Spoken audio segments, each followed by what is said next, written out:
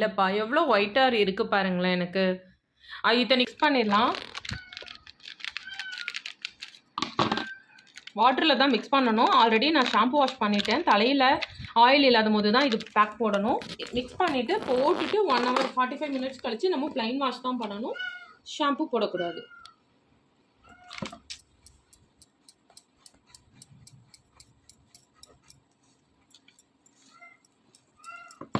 இது பேக்கிங் வரும்போதே gloves, head cover, brush ஒன்று வருது ஃப்ரீயாக.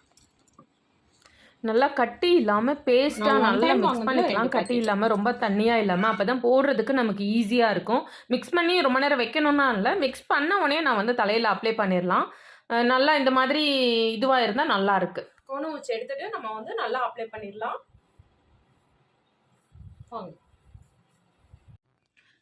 கையில் க்ளவுஸ் போட்டுக்கலாம். ஹெட் கவர் எடுத்து வச்சுக்கலாம். நம்ம போட்டு முடிச்சுட்டு ஞாபகமாக ஹெட் கவர் போடணும். கோணம் வச்சு எடுத்துகிட்டு ஃபஸ்ட்டு ஃப்ரண்ட்டில் ஃப்ரண்ட்டில் வந்து இந்த பக்கம் அந்த பக்கம் அப்ளை பண்ணிக்கோங்க. அப்புறம் வகுடு பிரித்து நம்ம அந்த டை ப்ரஷ் இருக்கு இல்லையா, அதுக்கு பின்னாடி பக்கம் ஷார்ப்பாக இருக்கும், அதை வச்சு பிரித்து நம்ம கரெக்டாக அப்ளை பண்ணிக்கலாம். அப்படியே அப்ளை பண்ணிவிட்டு பின்னாடியும் அதே மாதிரி வச்சு பின்னாடி வந்து வகுடு எடுத்து பின்னாடியும் கரெக்டாக அப்ளை பண்ணோம்னா நமக்கு ஈவனாக எந்த ஹேரும் மிஸ் ஆகாமல் கரெக்டாக ஈவனாக வந்து கலர் வந்து நமக்கு சேஞ்ச் ஆயிரும். ஒயிட்லேருந்து பிளாக்காக மாறிடும். அவ்வளோதான். போட்டு முடிச்சுட்டு கடைசியில் ஒரு டச்சப் கொடுத்துட்டு பார்க்கலாம்ப்பா. சூப்பராக அப்ளை பண்ணி முடிச்சாச்சு.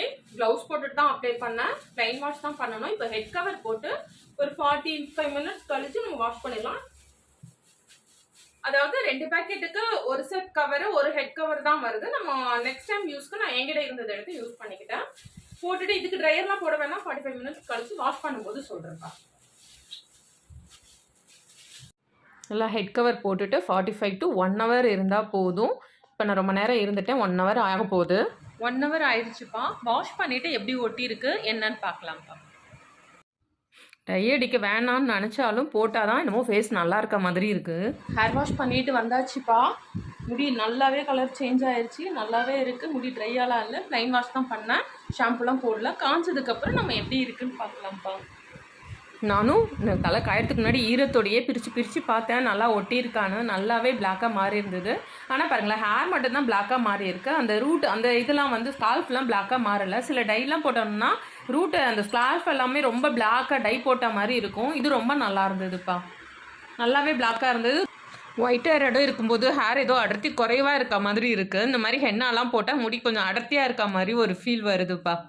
அவ்வளோதான்ப்பா. ஹேர் வந்து நல்லா காஞ்சிருச்சு. இந்த வெல்னஸ் ஷாப்